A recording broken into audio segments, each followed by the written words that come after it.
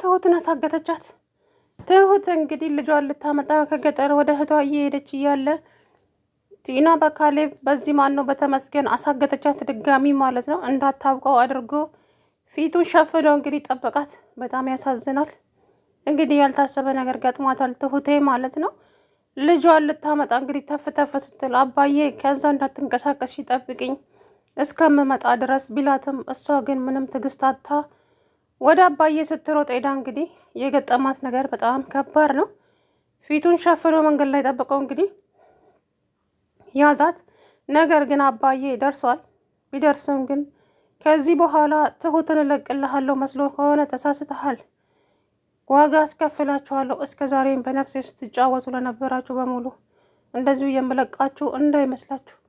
ትሁት እኮ ሚስቴ ናት።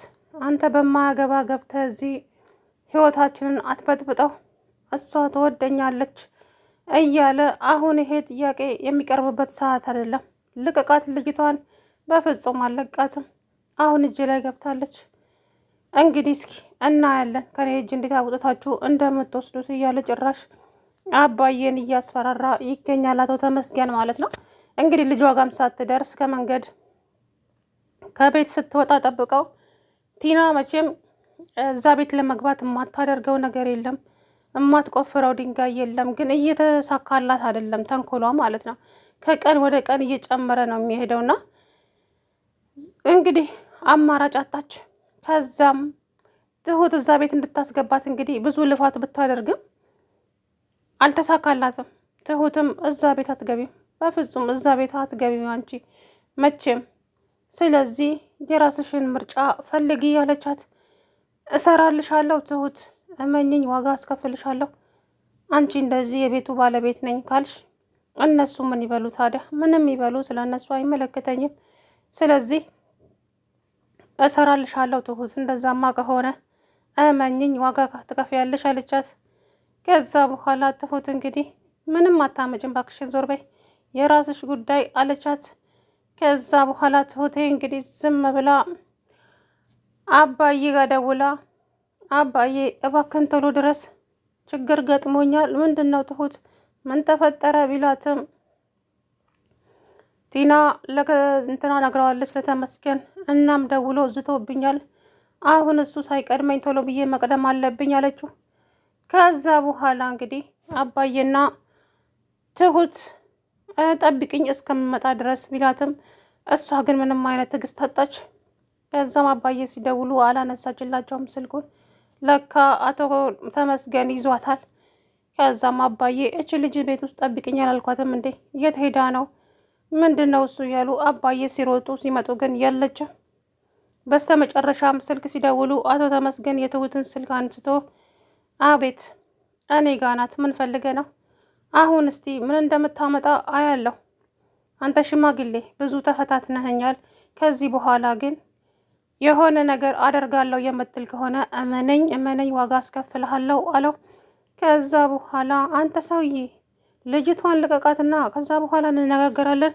በፍጹም አሁን ደግሞ በስንት መከራ እጄ ላይ የገባቸዋል ልጅ ፈልቅቄ ማስወጣትማ ለእኔ ይከብደኛል። አሁን እኔና ትሁቴ ወደ ገጠር ተመልሰን ልጃችንን በፍቅር እናሳድጋለን አለጨራሽ ማለት ነው። ከዛ በኋላ እንግዲህ አባዬ እሱ መቼም አይሆንልህም፣ መቼም አታስብ፣ በፍጹም አይሆንም፣ መቼም ሊሳካልህ እንደማይችል እሱን ጠንቅቀህ ታውቃለህ። ጭራሽ እዛ ቤት ተመልሰ ከዛ በኋላ እንግዲህ ትሁት አባዬ እባክህን የሆነ ነገር አድርግ፣ ይህ ሰውዬ ይገለኛል፣ እኔ ከሱ ጋር በፍጹም መኖር አልፈልግም እያለች እንግዲህ ምንም እንዳታስቢ ትሁቴ፣ እኔ ያለው እስቲ ምን እንደሚያመጣ አብረን እናያለን። ይሄ የማይረባ እሰራለታለሁ። ማን እንደሆንኩ አላወቀም መሰለኝ ጠንቅቆ።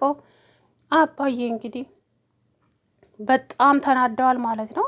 ይሄ ፈሪ፣ አንተ ጀግና ከሆንክ ለምን በፊት ለፊት አትገጥምም? ፈሪ ስለሆንክ ነው እንጂ ደግሞ ሴት ሀግተ ጀግና ነኝ ልትል ነው እንዴ? እኔ እገታ አይደለም፣ ምክንያቱም በጸባይ እምቢ ስላለችኝ በእንደዚህ ልጠቀም ብዬ እንጂ እኔ ፈሪ አይደለሁም። ፈሪ ነህ እንጂ። ፈሪ ካልሆንክ ታዲያ ለምን አትጋፈጥም ፊት ለፊት? የማትረባ ብሎ እንግዲህ ሙልጭ አድርጎ ሰደበው። አባዬ አንተ ሽማግሌ ክብርህን ብትጠብቅ ይሻልሃል።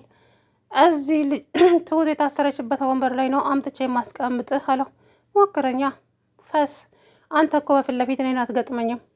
ስለዚህ አሁን ትሁትን በአስቸኳይ ልቀቃት።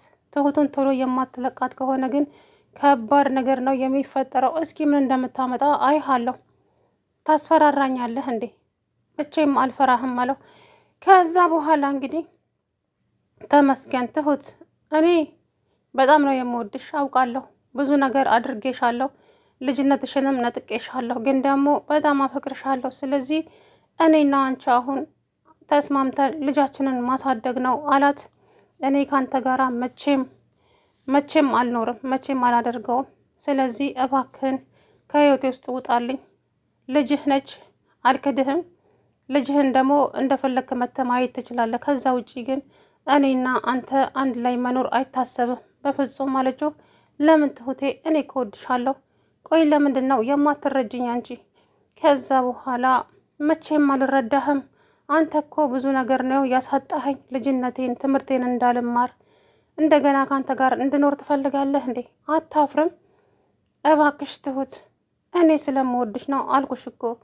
ስለዚህ ከአንቺ ውጪ ብቻዬን መኖር አልችልም። ትሁት ተረጅኝ እባክሽ ቢላትም በፍጹም ልረዳህ አልችልም። የራስህ ጉዳይ፣ የራስህን ህይወት መኖር ትችላለህ። እኔን ግን ተወኝ። እንግዲያውስ እውነታውን ልንገርሽ ትሁት፣ እኔ መቼም አንቺን አልተውሽም፣ መቼም። ይሄ ደግሞ ህልም ነው። አንቺን ትቼ ለብቻዬ መኖር አልችልም። ሌላ ሰው ማፍቀርም አልችልም። አንቺ እኮ የልጅነቴ ነሽ እያለ ጭራሽ እሷን እንግዲህ እያግባባ ይገኛል። እሷም ደግሞ አንገቴ ለቢላ ይሁን እንጂ አቶ ተመስገን፣ እኔ ካንተ ጋራ ምንም ነገር አልፈልግም። ስለዚህ ተወኝ ባክህን፣ የራስህን ህይወት ኑር። ህይወቴ አንቺ ነሽ፣ ህይወቴ ያላንቺ ባዶ ናት እያለ ከዛም ወይዘሮ ቲና ደስ አላት ትሁቴ ስለታገለተች። አሁን ዳኒ ያገኛትና አንቺ አሁን በደስታ ጮቤ ረግጠሻል አይደለ? ግን ምን ትጠቀሚያለሽ አላት ዳኒ። ታሾፋለህ እንዴ? እዛ ቤት እገባለሁ። እውነት በይ እስኪ ምን ትሁት ነች እንደያዘችሽ? ቀድሞ ሲጀመር እዛ ቤት መግባት አትችይም። ለምን ሲባል እንዴ እሱን ማጠንቅቀሽ ታውቂያለሽ እኮ። ስለዚህ ችግርሽ ከትሁት ሳይሆን ከሰዎቹ አይደለ? እና ትሁት ታገተች እና ትሁት ከዛ ቤት ወጣች ማለት አንቺ እዛ ቤት ትገቢያለሽ ማለት ነው። ከዛም ትሁቴ እንግዲህ ከአንተ ጋር ከምኖር እንደው ጅብ ቢበላኝ ይሻለኛል። ተይ እንጂ ትሁቴ፣ ጅብ ከቢመላሽማ እኔ እያለሁልሽ። እኔ እኮ ያለ አንቺ መኖር አልችልም። አንቺ እኮ እስትንፋሴ ነሽ ትሁቴ። ለምንድን ነው የጠላሽኝ? እውነት በል እስኪ። ያ ሁሉ ነገር አድርሰህብኝ እንደወድ ትፈልጋለህ እንዴ? አንተ እኮ ልጅነቴን ነጥቀኸኛል። ትምህርቴን እንዳልማር፣ ጓደኞቼ የደረሱበትን እንዳልደርስ፣ እድሜ ላንተ ሁሉም ነገር ተትረፍርፎ እቤቴ ያለ ሰራተኛ አስደረገኝ። እና ምን ፈለግ? ከዚህ የበለጠ ምንድን ነው የምትፈልገው ከኔ? ከዛ በኋላ እንግዲህ በጣም ተናደደ። አሁን አርፈሽ ትቀመጫለሽ ወይስ ሌላ ነገር ላምጣ? ምን ልታመጣ ትችላለህ ከዚህ ውጪ? ከዚህ ውጪ እኮ ምንም የምታመጣው ነገር የለም። የምትፈልገውን አድርገህ የለ እንዴ አለችው። ከዛ በኋላ እንግዲህ ይኸውልሽ እኔ ዛሬም ነገም የምነግርሽ አንቺ የኔ ብቻ ነሽ። ያ ካሌብ የምትይውን ደግሞ ብትተዩ ይሻልሻል። አይ የምትይ ከሆነ ግን የምሬን ነው ትሁት፣ ከባድ ችግር ነው የሚፈጠረው አላት። አንተ ከካሌብ ጭንቅላት መቼ የምትወርደው? ለምን ለቀቀው? ይዘኸው አልነበር እንዴ? ፈሪ ስለሆንክ ነው ካሌብን ይዘህ የለቀቀው። ትሁት ረፊ፣ አታበሳጭኝ፣ ዝም በይ ቢላትም አይደለም ዝም አይደለም። ምን ልታመጣ ነው አሁን? እኔን አግተህ ምን ልታመጣ? እስኪ አብረን የምናየው ይሆናል። መቼም ጉዳት እንደማታደርስብኝ ባለሙሉ ተስፋ ነኝ አይደል እንዴ? ትገለኛለህ እዚህ ጋር አስረህ። እስኪ ምን እንደምታደርገኝ አብረን እናየዋለን። አቶ ተመስገን፣ ልጅህ ያንተ ናት። እስከ ዛሬም ደብቄ የኖርኩት ትቀማኛለህ ብዬ ነበረ። አሁን ግን ልጅህን እንደፈለግክ ማየት ትችላለህ፣ ግን መውሰድ አይቻልም። በዚህ ከተስማማ ልጅህ ናት። አይም ቢምትል ከሆነ ግን ከባድ ችግር ይፈጠራል አለችው። ከዛ በኋላ እንግዲህ እሱም ትሁቴ፣ እኔ አንቺን ምንም አላደርግሽም። አንቺ ላይ የሚጨክል ልብም የለኝም። እኔ በጣም ነው የማፈቅርሽ ትሁቴ። አንቺ ግን ካሌብ ማለት አበዛሽ። እልህ ውስጥ እንድገባና ያቺ ቲና ገፋፍታኝ ያልሆነ ነገር ውስጥ እንድገባ ያደረገችኝ እሷ። ቲና እኮ እራስ ወዳድ ናት። ለራሷ ጥቅም ስትል እኮ ነው አንተን ወደ ሲኦል ልትከት የተዘጋጀችው። ስለዚህ ቲና የምትባለዋን ሴትዮ ብትርቃት ነው የሚሻልህ። እሷ ማለት አባዬ ላይ ብዙ ነገር አድርሳለች። ይሄ ሁሉ ታውቃለህ አንተ? አላውቅም እኮ ምንም ነገር የሰውን ቁስል ሳታቅ ነው ብዙ ነገር ያደረግከው። ብዙ ነገር አጥፍተሃል። ስለዚህ ተመስገን እባክህን አለችው ማለት ነው። ሰላም ውድና የተከበራችሁ የቻናሌ ቤተሰቦች እንዴት ናችሁ? ደህና ናችሁ ወይ? አለው ደህና ነኝ። እንግዲህ ወይዘሪት ቲና ትሁትን አሳገተቻት ማለት ነው። ትሁቴ ያው ወደ ልጇ እየሄደች እያለ ልጄን ይቀማኛል፣ ተመስገን ልጄን ሊወስድብኝ ነው ብላ ያዙ ይልቀቁኝ ብላ እንግዲህ አባዬም ተረጋጊ፣ ምንም አያደርጋትም እሱ አውቆ ሊያስፈራራሽ ይሆናል እንጂ የኔ ልጅ ተረጋጊ ቢላትም አረ አባዬ አልረጋጋም፣ ልጄን ሊወስድብኝ ነው። እስከ ዛሬ ደብቄያትማ አሁን ሊወስድብኝ አይችልም። እሱ አይወስድም፣ ተረጋጊ። ያቺ ቲናም ደግሞ ምንም አታመጣም፣ ዝም በያት አለ አባዬ። ከዛም አባዬ እንግዲህ ሮጦ ሲመጡ እሷ ሄዳለች የለችም። ውይች ልጅ ሰው የሚሏትን ነገር አትሰማም አይደለም ብሎ አባዬ እንግዲህ ትሁት ዘው ስትል ልብሷን ቀያይራ ወጥታ እንግዲህ ወደ ልጇ ጋር ለመሄድ ያለችበት ተመስገን እናቴ ፊቱን እንዳይታወቅ ፊቱን ሽፍን አድርጎ አንገቷን ጎትቶ እንግዲህ ወሰዳት። በዛ ቲና ደስ አላት፣ በጣም ተደሰተች ማለት ነው። ከኋላ ተደብቃ እያየች ነበረ። ከዛም እንግዲህ የታባሽ ሰራውልሽ ትሁት፣ ከቲና ጋራ መጋጨት ምን እንደሚያመጣ እኮ ጠንቅቀሽ ማወቅ ነበረብሽ።